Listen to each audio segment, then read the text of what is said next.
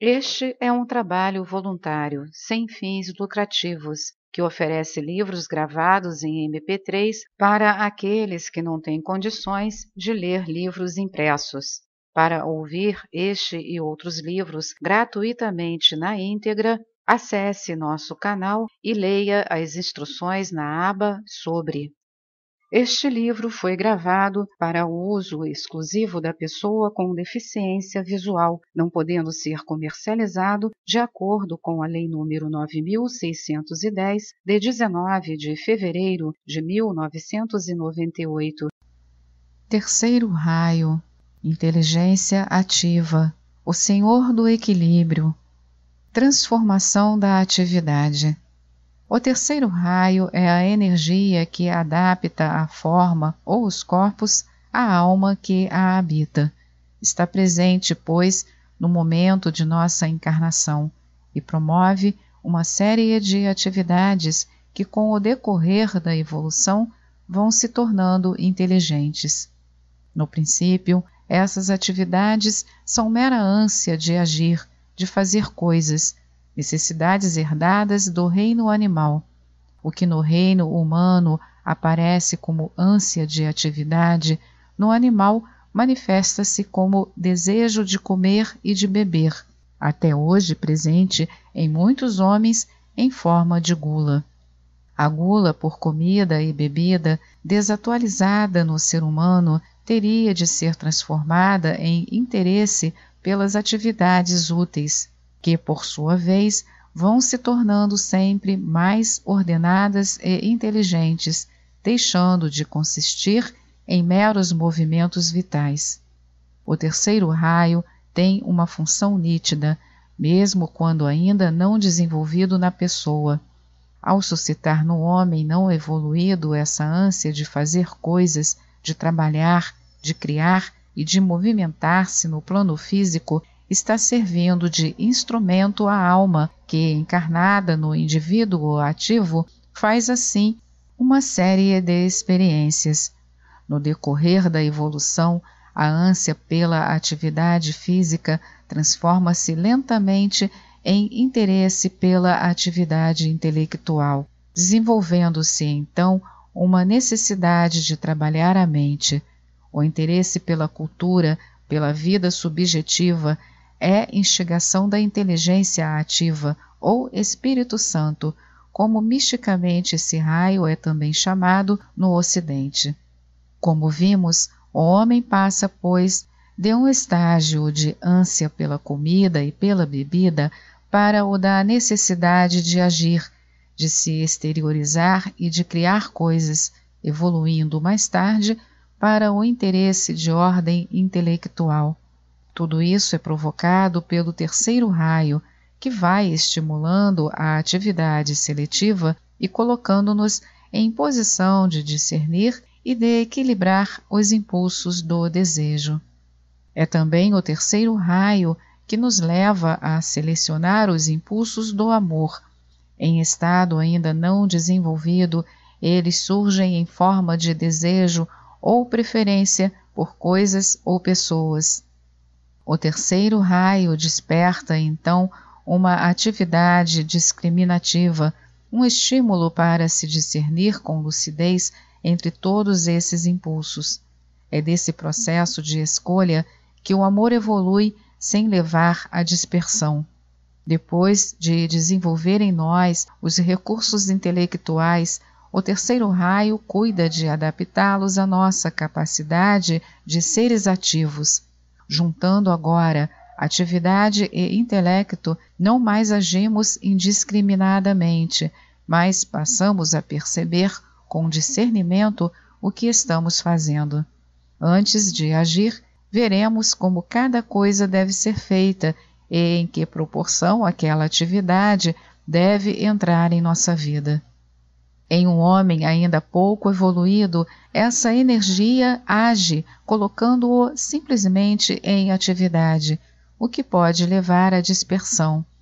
Em seguida, quando esse raio já está atingindo seus melhores aspectos, o homem começa a apresentar sinais de discernimento no agir, sentir e pensar.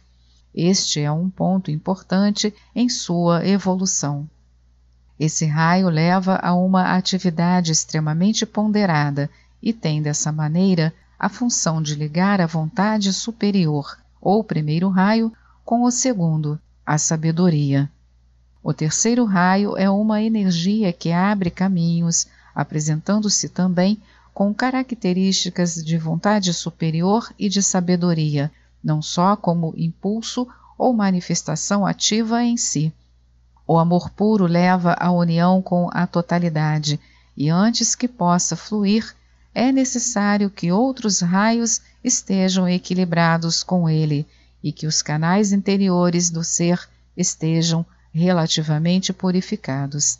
Caso contrário, o ser se lançaria indiscriminadamente a tudo e a todos.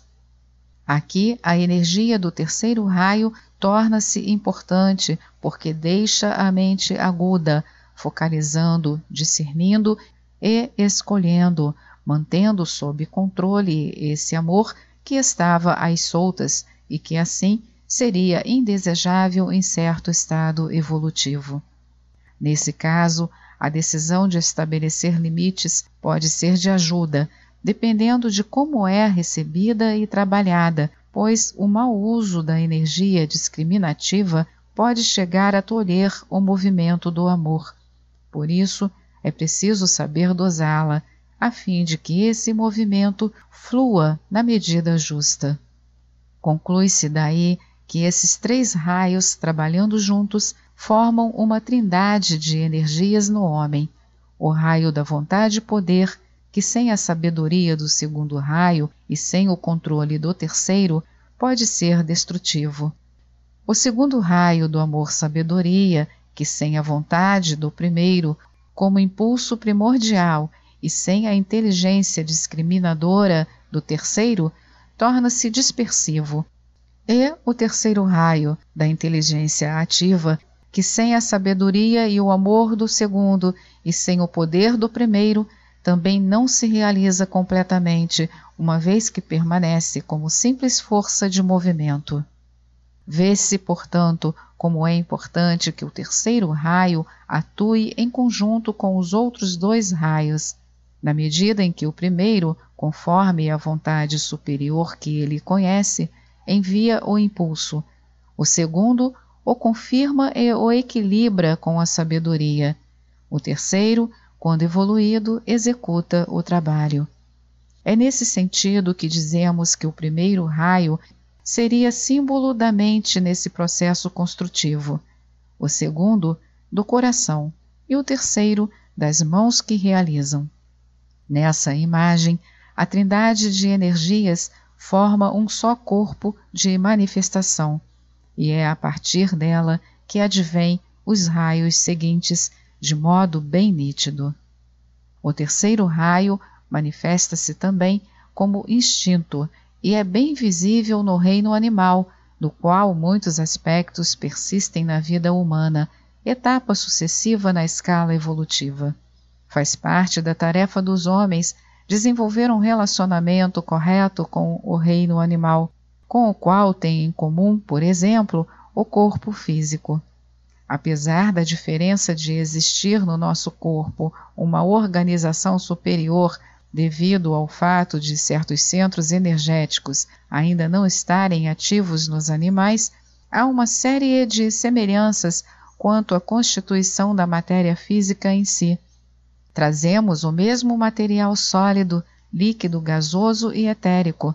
Trazemos o mesmo desejo de comer e de beber, o desejo de procriar e um instinto representado em nós pela premonição, que é a capacidade de saber antecipadamente o que se vai passar no plano físico. Essas características do animal estão presentes no homem de hoje. Entre elas, a premonição precisa ser transformada em percepção superior no reino humano. Um cão percebe à distância a chegada de seu dono e sabe quando este vai partir. Os gatos, por sua vez, também podem perceber quando o dono vai desencarnar. Isso no homem é para ser transcendido e sua percepção não deve ficar limitada simplesmente a fatos físicos como esses. O homem está destinado a saber qual é o plano cósmico para ele e para o planeta, coisa a que nenhum animal tem acesso. Nossa percepção já deve estar aberta para esses fatos e outros ainda mais amplos, pois é nosso papel conhecê-los e colaborar para a sua execução. Esta é mais uma edição do canal Livros Falados Voz Humana. Que o bem, o bom e o belo se multipliquem em benefício das criaturas.